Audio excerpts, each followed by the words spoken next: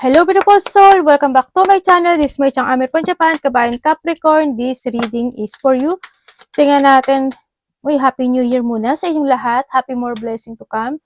This coming 2026. Maraming salamat sa aking subscriber, new subscriber, cross-watcher, at sa mga bagong pasok yan. Welcome na welcome kayo sa bahay ni Ate Aimee. January 4 to 10. Maraming salamat din sa mga nakakatawa ng puso niyo mga comments at sa mga nagpa-personal reading. Marami pong salamat. Kung gusto niyo na energy niyo lang talaga, ang gusto yung makuha natin, all the details is in description below. Pakicheck na lang. General reading tayo, Capricorn, kunin mo lang ang sayo at itapon ang hindi naman sayo. Maaring vice versa. Energy mo, energy ng person mo, energy ng malapit sa puso mo, nangyayari or mangyayari pala. Use your own intuition, lawakan nyo ang inyong isipan. Ano man ang gender mo, ano man ang edad mo, wala sa barahang kapalaran, kayo pa rin ang makapag-change nito. Guide lang kami ha. Huwag nyo ipilit na kung sa inyo ito. Huwag nyo ipilit. Huwag nyo ipilit na sa inyo to. Mali pa yung Tagalog ko. Ingot. Okay, gawin yung guide yung mga warning sign para magkano kayo ng idea kung mga bagay na dapat nyo maging aware or change of decision or mga bagay na dapat nyo gawin. Pero kung gusto nyo positive lang, gusto nyo marinig, hindi itong channel na to para sa inyo. Tingnan muna natin ha. Okay, magkakaroon, ay may magtatapos pala. May magtatapos sa buhay mo. Akong nakikita sa iyo at magkakaroon ng bagong simula.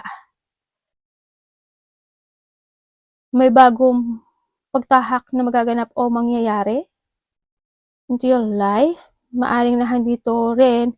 Kasi there's a new beginning, a new horizon. Ibig sabihin, may magtatapos. No? Halimbawa, may problema ka dati o may mga responsibilidad ka na tinatahak o may mga responsibility.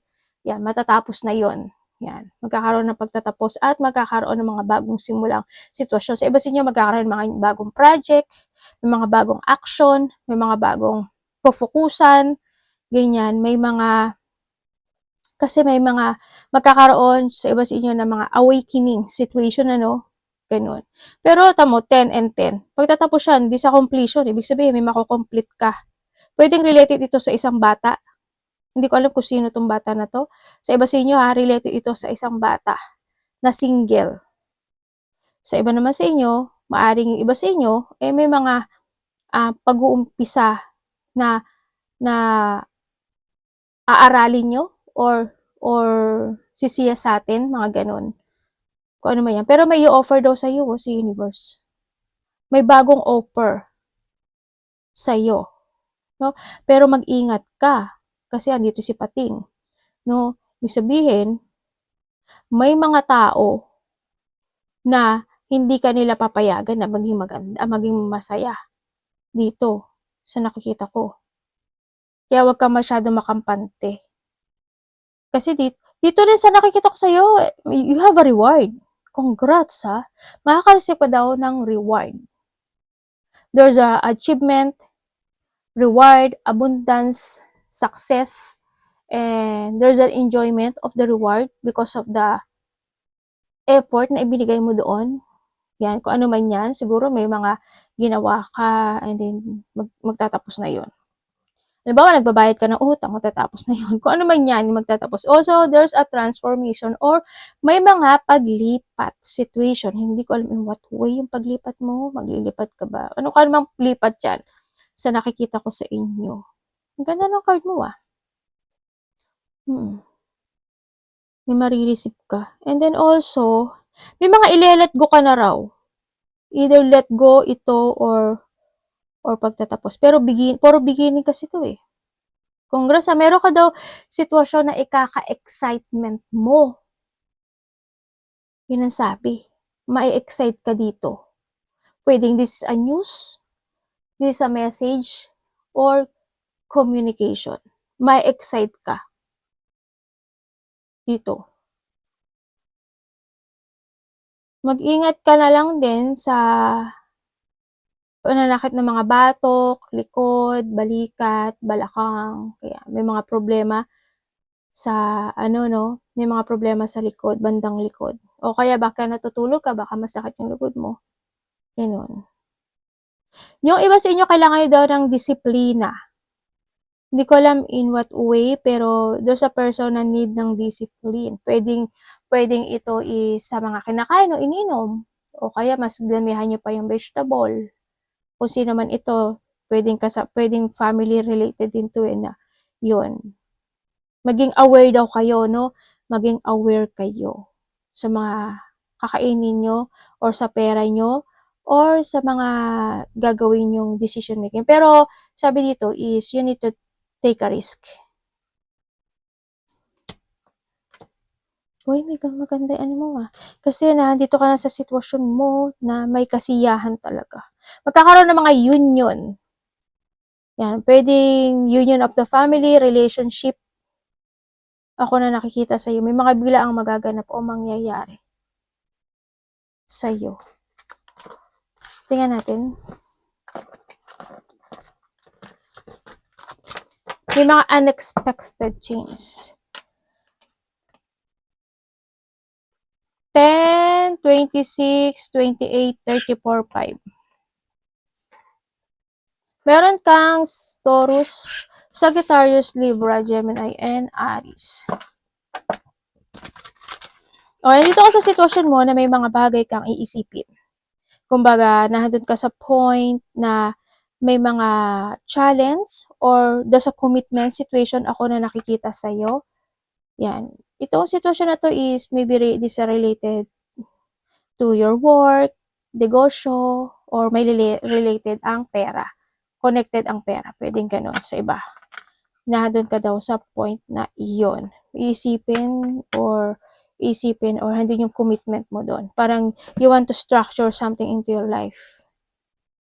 Yun. Magkakaroon ka ng pakikipag-usap or quarrent, or kung ano man yan, sa isang lalaki.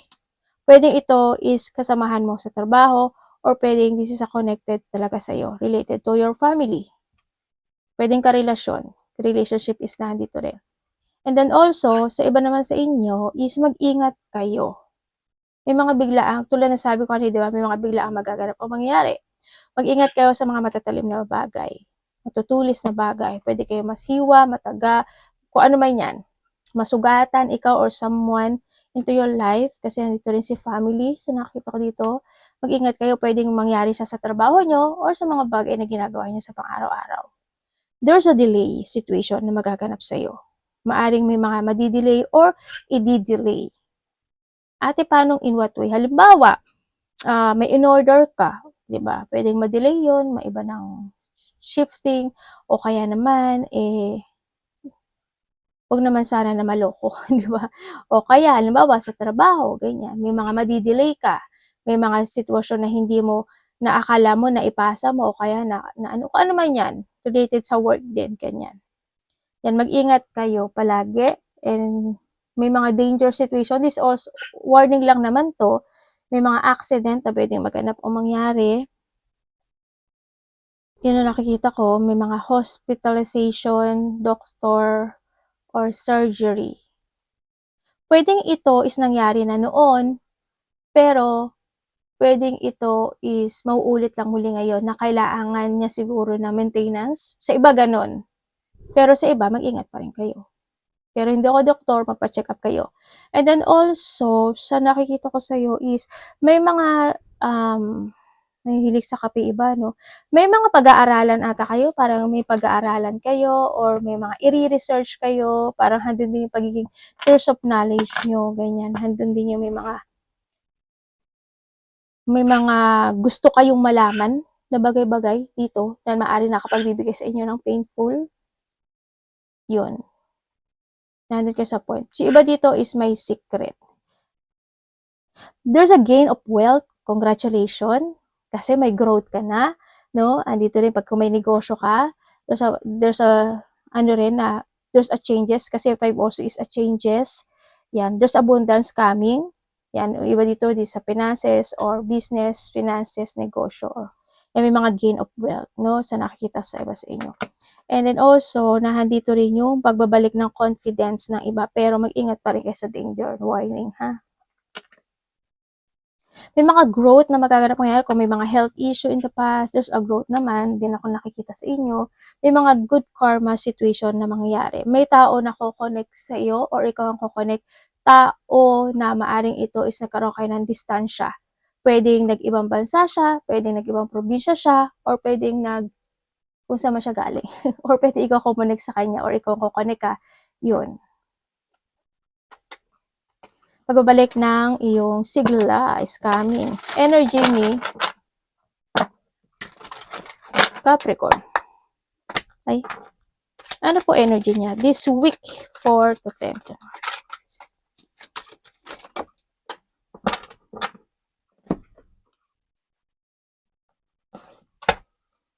Ano ito?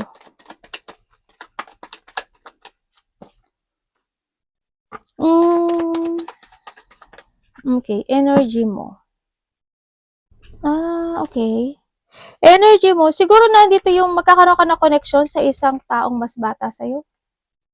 Yan, maaring nandoon yung sitwasyon na maaring itong tao na to is bibigyan mo talaga siya ng mga payo, pangaral, o paghihigpit. O hihigpitan mo siya, pwedeng ganun, no? Sa iba sa yun ang nakikita ko sa yung energy. And then also, ang energy na nakikita ko sa dito, hindi ko lang maintindihan why, pero may lungkot or you feeling lost, maaaring nandun sa iba sa inyo.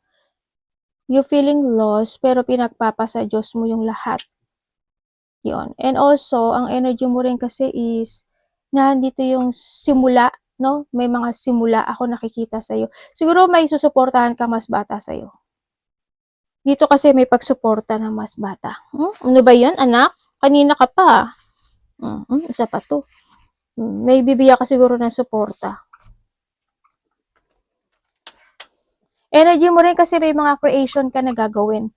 Kumbaga siguro may mga new idea ka, may mga new project, new creation, magkakaroon ka ng mga bagong interest sa buhay, ganyan. At makaka-receive ka ng text message or communication with someone who's value you. Iba dito dalawa anak mo? Pwede sa iba sinyo related to a family. Aba, magkakaroon ka nga ng ano. Tingnan natin parating sa'yo.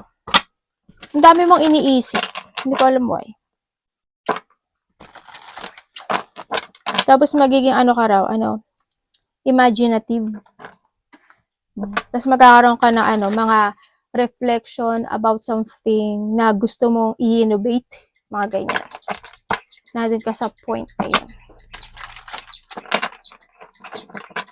Parating. Iba naman sa inyo, may mga i-withdraw na kayo sa buhay. Parating sa kanya.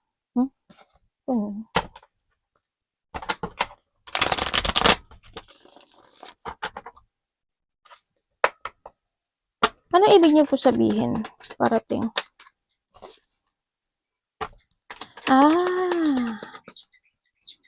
Ba, magiging busy ka.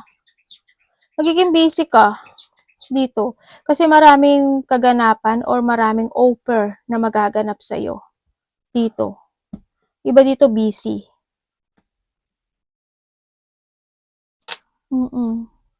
Magkakaroon ka ng mga opportunities coming and siguro dito rin yung mga offering na magaganap sa'yo. Yun ang parating sa'yo. Sabi dito, may biglaan daw magaganap o mangyayari. Ano po yun? Ano magaganap o mangyayari? Tingnan ko ha. Ay, Galileo, the Ace of Cups.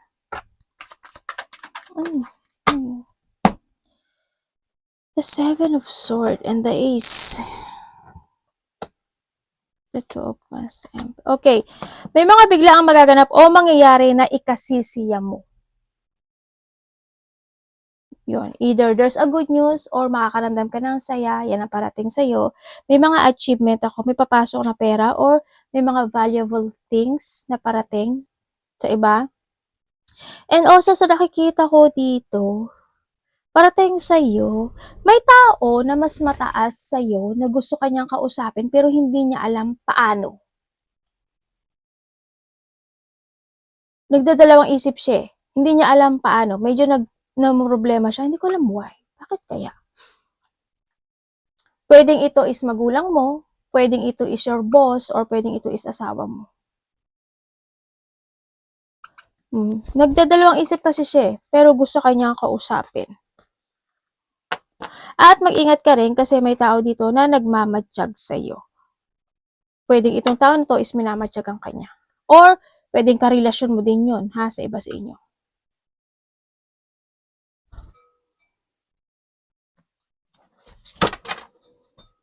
At sinasabi rin na meron kayong mayroong pinakita sa akin na papers and documents dito. Yan. Ay, nasabi ko na yung kanina, pero dito lumabas kasi uli. Pwedeng related iyon sa mga kontrata sa iba sa inyo. O ano man yan. O pwede naman yung trabaho mo is ganun talaga, nagsusulat-sulat ka. Pero merong isang mataas na tao ako nakita.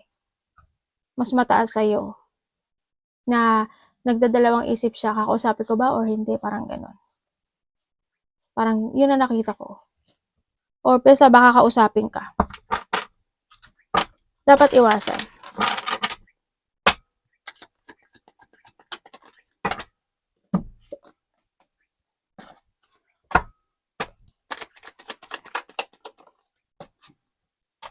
Ah, 7 and 7 and 7, no? Ay, oo nga. May mangyayari sa'yo.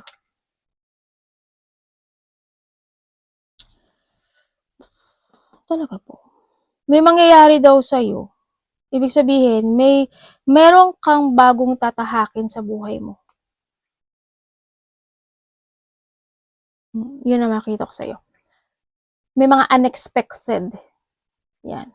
Unexpected coming. Okay, dapat mong iwasan. Iwasan mo na hindi ka mag-trust sa intuition mo. No? Iwasan mo na madaliin ang mga bagay-bagay. Iwasan mo yung magkaroon ng mga pagtatampo. O kung may mga bagay na mangyari man sa'yo, na pagbabago sa buhay mo, you need to accept it. Kasi ibig sabihin, yun yung ibinibigay sa'yo ng taas. Diba? Kung saan aspekto ng buhay mo yan. Iwasan mo yung makaramdam ka ng mga poot, ganyan, yung thinking struggle or yung mga magkaroon ka ng mga uncontrolled situation or mawala ka sa direksyon ng buhay mo. Alam ko naman you're always in a direction. Capricorn pa, Diyos mayo. Yun nga lang ang mga Capricorn kasi, tama yung mga direksyon nyo, yun nga lang, siguro, marami rin kasing offer na dumarating sa inyo. Mag-trust ka lang sa intuition mo, basta huwag ka magmamadali at hindi ka matatapa. No? And then also, iwasan mo rin yung maging over-emotional o yung mga taong over-emotional. Yung mga tao na, yung ma-overactive ka din, maiwasan mo rin yun. Bigyan mo din ng time yung sarili mo dito. Ha? Kung kailangan mo, alagaan mo na yung sarili mo, be happy, ganyan. O, gawin mo lang din. Labas-labas ka rin pag may time. Mag-go out ka rin para makapag-relax-relax din. Kahit mga ilang oras lang yan. No? Iwasan mo yung mga tao na hindi makatotohanan pagdating sa'yo at mahilig manglinglang. Or pwede rin yung sa sarili mo. Huwag mong linglangan yun sa sarili mo na baka sometimes pinepeke mo yung sarili mo. In a way na okay ka pero hindi. Yung mga ganun. Yun. Lumabas-labas ka rin daw pag may time. Enjoy life. Tingnan natin ang love. Kapatid, anak, magulang, karelasyon, kaibigan, pamilya. Kamusta po ang love ni Capricorn? Oh. Ganda ng energy ah.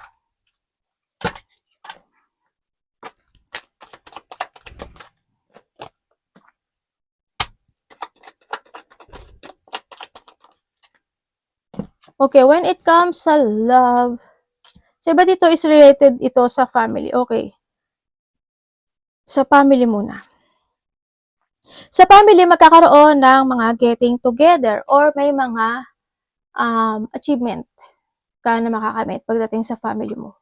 Siguro, you will enjoy the fruit of your labor and success. Pwede magkakaroon ng mga reunion, getting together, may uuwi ka, probinsya man niya, kalapit baryo, or sa bansa mo, or vice versa, galing ibang bansa, galing probinsya, or kalapit baryo. Yeah, may pauwi. Vice versa natin. Yeah, may mga celebration coming, no? May mga magtatapos talaga. Dito, meron ka ikakagulat at ikasisiya pagdating na connected ang iyong pamilya or karelasyon ito. Iba dito is, may family nga. Sa family mo na tayo kasi may union ako na nakikita sa iyo. Masaya, as in masaya. Yung energy niya dito. Ibig sabihin magtatapos. Maganda yung ikakagulat, ikakasiya mo. Kasi iba dito is, maaring ito is related to your work or sa pera. Or iba dito is related to a family. Ganyan. Success and abundance. Ako nakita ito. Magiging magnetic ka Yung mga shocking situation mo, magaganda to. Puro success and happiness. Okay, kung ikaw is single dito, may makikilala ka na tao na maaring itong tao na to is makilala mo siya by a party.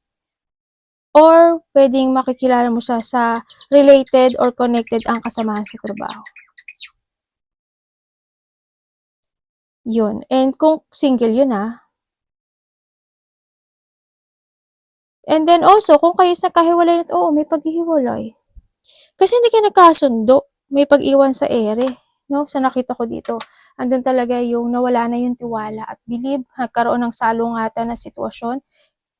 Nagtalo talaga dito. Sa nakikita ko dito sa'yo. Ate, babalik ba siya? Dito kasi sa sitwasyon, gusto niya magkaroon ng recovery. Kasi binavalue ka pa rin daw niya. Gusto niya pa rin magkaroon ng recovery, gusto pa rin niya ng getting together. Pero, ang nakikita ko sa kanya, mabagal ang takbo niya. Hindi ko alam why. Kasi ang sabi niya dito, gusto kong, either ikaw ito or siya, parang mayroon siyang hinahanap o maaring gusto niya munang hanapin yung sarili niya. Sa nakita ko dito. Pero naiisip ka niya. Kasi medyo magulo isip nito Yun.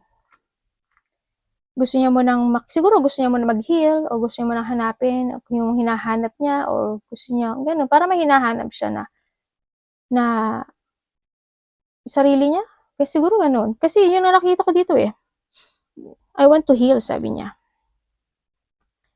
Hanapin ko muna yung gusto ko, ganyan.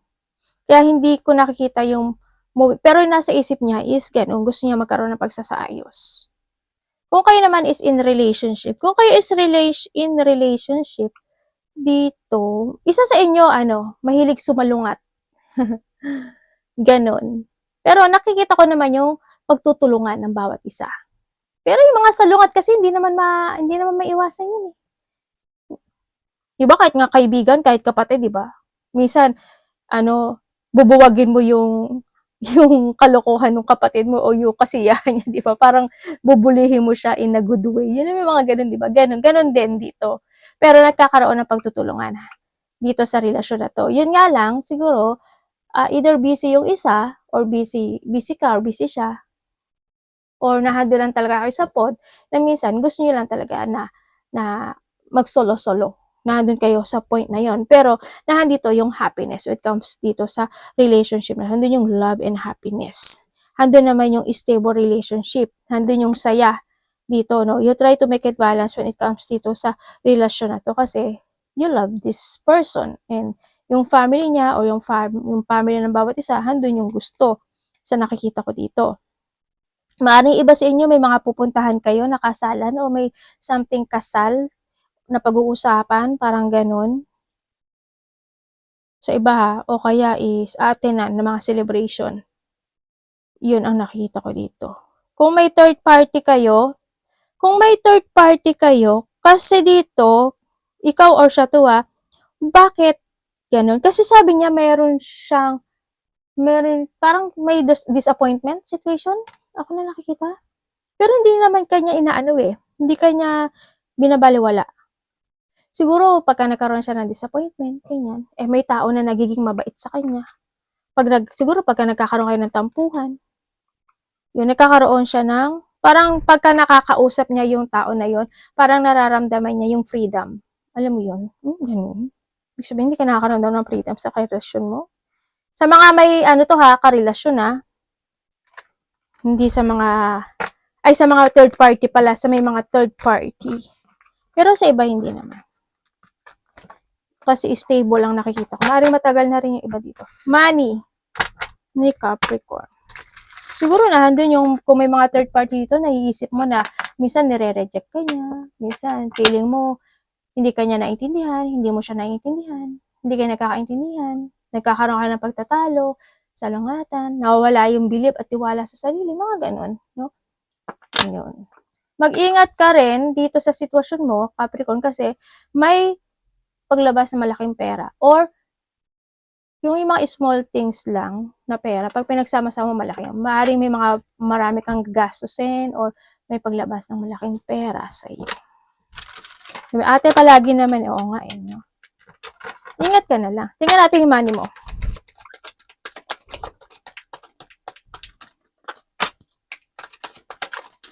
Pwedeng may bibigyan ka, kaya may lalabas na pera. Sabi sa inyo is my financial problem. Your money.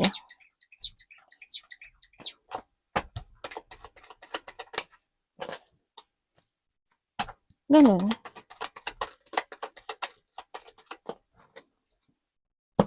Yung money mo, mahirap pero kinakaya. Sabi mo dito, mahirap pero kinakaya. Ang nakita ko, may hinihintay daw kayo. Maaring iba dito naghihintay kayo o may hinihintay kayo. Pero dito sa nakita ko ito, okay naman siya kasi handun talaga yung pagpupursige at pagtsatsaga pagdating sa pera mo. There's a growth ako na nakikita sa'yo. No? Pero dito, sabi dito, das mag-save ka daw ng money, pero magiging maganda yung pera mo. Sa next year, magiging maganda siya, May mga successful situation happen into your life. Ibig sabihin, there's a growth. Sa iba naman sa inyo is, ito na yung kailangan na i-pursue nyo yung mga idea nyo this time, o kaya hindi nyo mag-explore ka daw na mag-explore ng mga bagay-bagay. Ano ba yun, ate? Halimbawa, meron kang naisip na project or creativity or gusto mong gawin.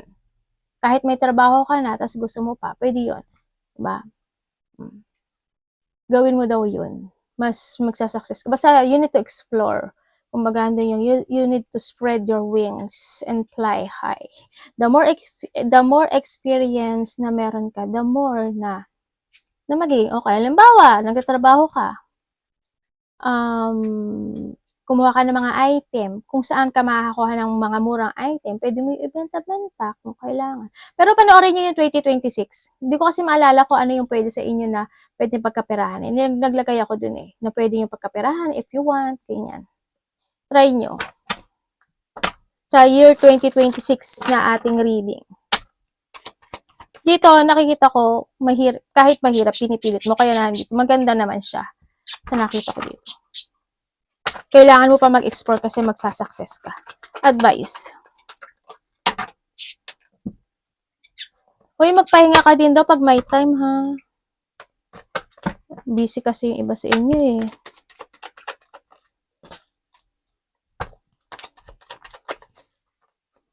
Uy.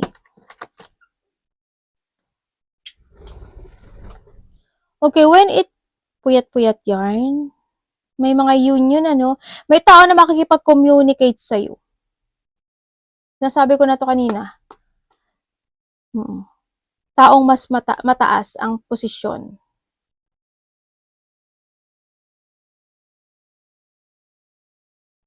Okay, when it comes sa advice, sabi dito is, basta, you need to stand to your belief.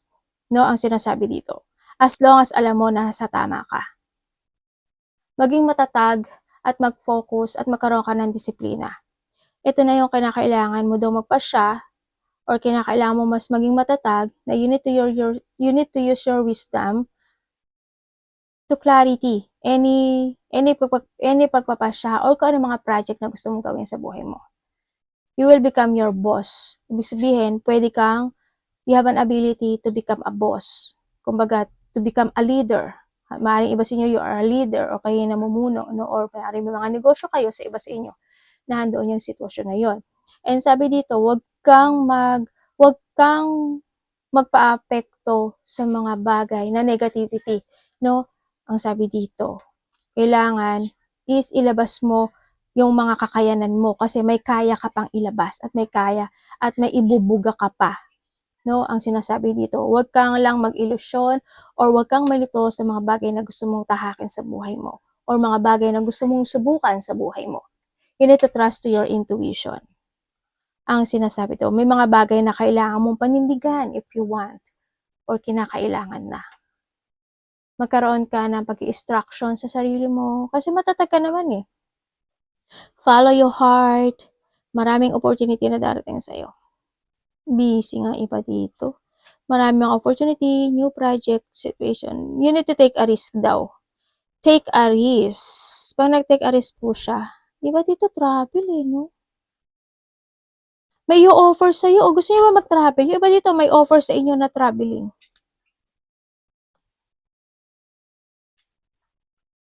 Mag-ingat kayo sa tubig. Hindi ko alam why, pero sabi dito mag-ingat kayo sa tubig. Pag may nakakaramdam ng pagod yung iba. May mga lungkot. Yun. Arigato naman si God bless.